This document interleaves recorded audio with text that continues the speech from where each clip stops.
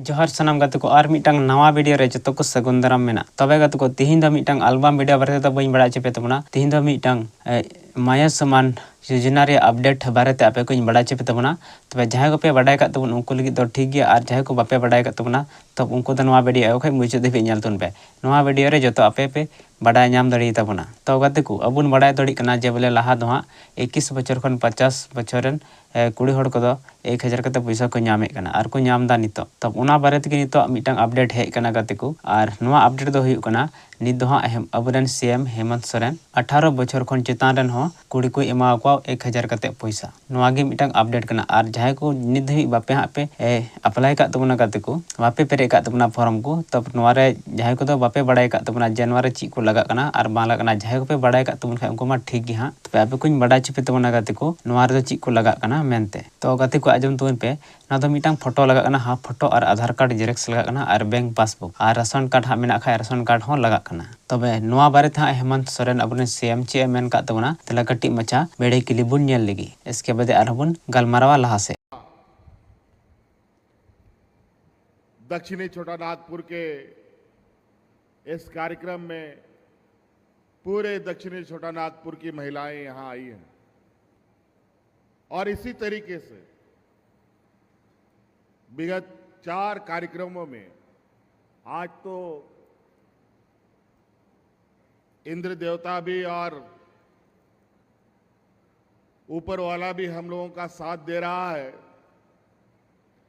कि आज बारिश नहीं है, नहीं तो झमाझम बारिश, इतनी बारिश कभी ऐसा लगा कि कार्यक्रम तो हम लोग कर ही नहीं पाएंगे। लेकिन जब इंसान कुछ ठान लेता है और ईमानदारी से उस काम में लगता है तो उसका परिणाम भी उसको अच्छा मिलता है। घनघोर बारिश में भी हमारी महिलाओं ने, इस राज्य की बेटियों ने, बहनों ने उन सभी कार्यक्रमों का रिकॉर्ड तोड़ दिया जो 2019 से पहले कोई कार्यक्रम हुआ करता था, एक से बढ़कर एक। और उसके बाद आज राजधानी में दक्षिणी छोटानागपुर का ये जन सैलाब तो मानो एक ऐसा इतिहास आप यहां आकर के रच रहे हैं और इस मैया सम्मान योजना को आशीर्वाद देने और सम्मान देने जो आप लोग यहां पहुंचे हैं, गांव-गांव, पंचायत, टोला से, और आपका इस आशीर्वाद के बदौलत जो हमें ताकत मिल रही है, मुझे लगता है आने वाला समय में इतने बड़े समूह और इतने बड़े सम्मान और आशीर्वाद शायद ही किसी को मिलेगा। और आज आपके इस उत्साह और इस सम्मान के बदौलत हमें ताकत मिलता है आप लोगों की सेवा करने के लिए। हमको ताकत मिलता है आपके दुख दर्द में आपके साथ खड़ा होने के लिए। हमें ताकत मिलती है कि आपके हर वो दुख, हर वो समस्या जिससे आप परेशान हैं, उसको खत्म करने में मैं कोई सहयोग करूं। 2019 में सरकार हम लोग बनाए और सरकार बनाने से लेकर आज तक लगातार हमको कई चुनौतियां मिली। सरकार बनने के बाद कोरोना जैसा महामारी आया, आप सब लोगों ने देखा कि कितना डरावना, कितना बुरा वक्त था उस समय का। हम लोग ठीक से सरकार भी बना नहीं पाए थे। कोरोना का मकड़जाल पूरा देश दुनिया को जकड़ लिया। सब लोगों को घर में अपने से ताला लगा लगा करके रहने के लिए आदेश हो गया। हाट बाजार, गाड़ी मोटर, नौकरी चाकरी, मजदूरी सब बंद, कुछ भी काम नहीं मिलता था। झारखंड तो सबसे देश का पिछड़ा राज्य है। कहने को तो इस राज्य को सोने का चिड़िया दुनिया में लोग बोलता है, लेकिन बहुत दुर्भाग्य की बात कि सोने की चिड़िया की इस राज्य में लोगों को तन ढकने का भी कपड़ा उपलब्ध नहीं होता। ऐसे राज्य में ऐसे महामारी, ऐसे चुनौती एक अभिशाप के बराबर होता है। हमारे राज्य में मजदूर किस्म का लोग सबसे अधिक रहता है। अगर वो एक दिन मजदूरी नहीं करेगा तो उसका घर में चूल्हा भी नहीं जलता है, पूरा परिवार को भूखा रहना पड़ता है।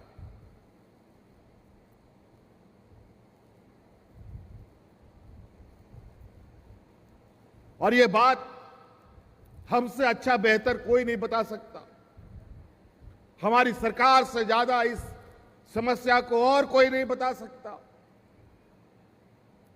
हम वो भी दिन देखे हैं जब हमारी सरकार नहीं थी, इस राज्य में डबल इंजन की सरकार थी और यहां पर लोग हाथ में राशन कार्ड ले ले करके भात भात करते हुए मरा है। गुमला सिमडेगा तो इसका गवाह है कि कितने लोग मरे, महिलाएं मरी, बच्चे मरे। और उस समय हम लोगों ने कमर कसा कि नहीं, इस डबल इंजन को उखाड़ फेंकना पड़ेगा, नहीं तो यहां के लोग भूख से ही मर के खत्म हो जाएंगे। हम लोगों ने ताकत लगाया, आप लोगों का आशीर्वाद मिला और हम लोगों ने सरकार बनाया। डबल इंजन की सरकार को उठा के बाहर फेंक दिया। लेकिन सरकार तो बनाए, कोरोना का महामारी आ गया और उससे बड़ा मुसीबत। अब क्या करें? ना अस्पताल का स्थिति हमारे राज्य में ठीक, ना डॉक्टरों की स्थिति ठीक। ऐसे हालात में हम लोग क्या करें समझ में नहीं आता था। रात दिन हम लोग जगे रहते थे और उसमें बहुत बड़ा समस्या कि हमारा इस राज्य का बड़े पैमाने में अपना परिवार को पालने के लिए दूसरे राज्य में रोजगार करने के लिए हमारे नौजवान लोग जाते थे, वहां भी उन लोगों को नौकरी से बाहर निकाल दिया और घर भी लौटने के लिए ना गाड़ी, ना मोटर, ना ट्रेन, ना बस, ना कुछ भी, सब बंद। लेकिन आप याद कीजिए वो दिन कि पूरा देश में पहली बार आपका ये बेटा, ये भाई आपके परिवारजनों को हवाई जहाज से लाद लाद करके आपके घर में पहुंचाने का काम करता था।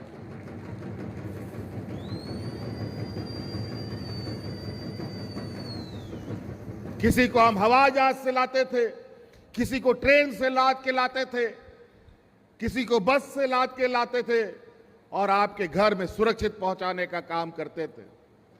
लेकिन बात यहीं तक खत्म नहीं होता था। बेचारा मजदूर किस्म का आदमी, काम धंधा बंद, मजदूरी भी बंद, घर चलेगा कैसे?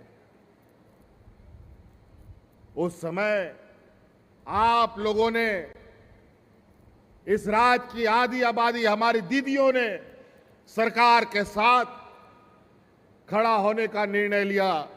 और याद कीजिए वो दिन कि इस राज्य की महिलाएं दीदी गांव-गांव, पंचायत में दाल भात बना बना करके हमारे मजदूर भाइयों को मुफ्त में खिलाने का काम करती थी।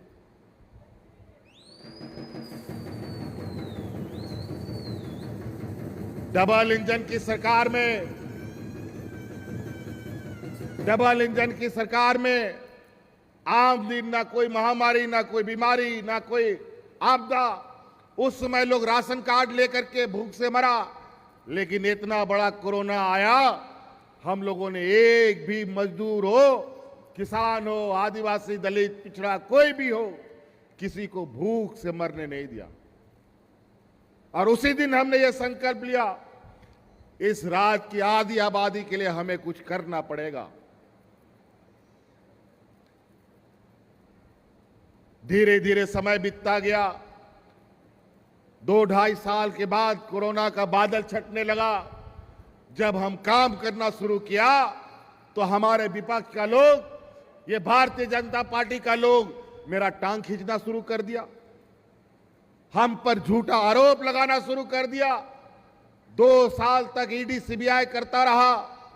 जब आखिरकार नहीं सका तो जबरदस्ती जेल के अंदर में भी डाल दिया हमको 5-6 महीना तक। लेकिन सच तो सच है, पानी में पैखाना करने से क्या पैखाना डूबता है क्या? फिर बाहर आ जाता है। यही गंदगी इन लोगों ने फैलाया और आखिरकार आप लोग का प्यार, आप लोग का आशीर्वाद से आज हम फिर आपके सामने आके खड़े हैं।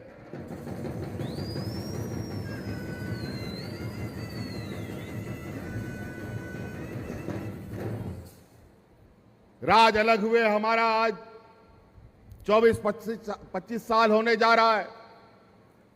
हमारा आज का भी कई ऐसा गांव है जहां के लोग ब्लॉक ऑफिस नहीं देखा, बीडीओ कौन है, सीओ कौन है नहीं जानता है, डीसी और एसपी का तो दूर का बात। कभी कोई पदाधिकारी गांव नहीं जाता था। हमारा गांव का हालत क्या है किसी को कुछ पता नहीं चलता था। और हमने शुरू में ही कहा था कि हमारी सरकार रांची से चलने वाली सरकार नहीं है, हमारी सरकार गांव से चलने वाली सरकार है। और इसीलिए पंचायत पंचायत, गांव गांव, टोला टोला में हम लोगों ने पंडाल लगा लगा करके आप सभी ग्रामीणों की समस्याओं को जानने का काम किया था।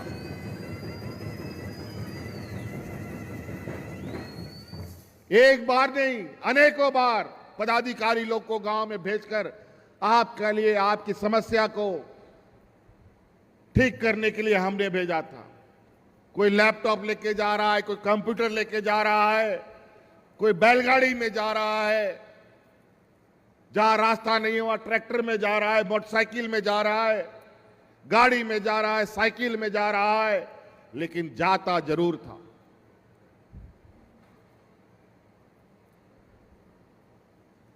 और आज गांव से उठी हुई आवाज, गांव की समस्या को ध्यान में रखकर हमने कार्य योजना प्रारंभ किया बनाना। और उसी का पहला पड़ाव था इस राज्य में सबसे पहले हमारे अपने माँ बाप, बूढ़े बुजुर्गों को मान सम्मान देना। और इसके लिए हमने सर्वजन पेंशन पहले स्तर पर शुरू किया था। ये कानून बनाया।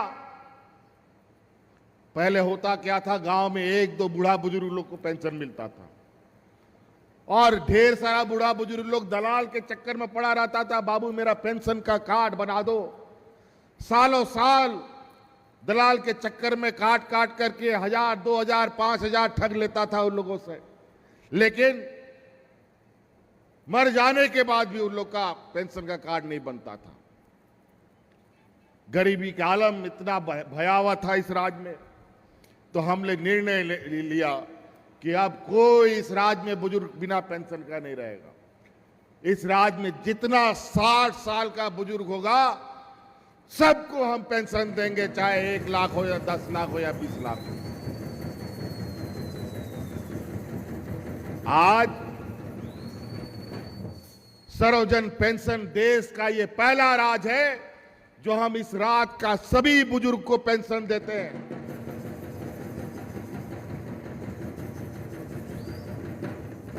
उसमें भी हम थोड़ा बहुत अपना सरकार का खजाना टटोलते हुए निर्णय लेना पड़ता है, कितना हम मदद कर सकते हैं, नहीं कर सकते। लेकिन गरीब गरीब गरीब गरीब गरीब की बातें सुन सुनकर आज भी हम बहुत परेशान हैं, लेकिन उस परेशानी को खत्म करना है। कोई ऐसा समस्या नहीं जिसका समाधान नहीं निकले, बशर्ते उस समस्या का समाधान निकालने का ईमानदार प्रयास होना चाहिए। हमारे विधायकों ने, हमारे कार्यकर्ताओं ने, हमारे पदाधिकारियों ने, मुखियाओं ने, जिला परिषदों ने हमें कहा, मुख्यमंत्री जी ये बहुत अच्छा आपने काम किया कि सर्वजन पेंशन लागू किया, थोड़ा इसमें और विचार होता तो थोड़ा और बुजुर्ग लोग को पेंशन मिलता। तो हमने पूछा क्या हुआ भाई? तो बोला थोड़ा सा उम्र सीमा को फिर से एक बार देखा जाता तो और अच्छा होता। तब हमको पता चला, हम भी विधायक हैं, हमारे विधानसभा में भी ये समस्या, हमारे कार्यकर्ताओं ने भी बताया और भी राज्य के अलग अलग क्षेत्रों से सांसदों ने, विधायकों ने बताया। बात तो सही है, उस समय सरकार का खजाना भी बहुत अच्छा ठीक नहीं था, लेकिन फिर भी हमने ईमानदारी से प्रयास किया, उस कानून में एक बदलाव किया कि महिलाओं में जो 60 साल हमने लगाया उस 60 साल को भी घटा करके 50 साल कर दिया।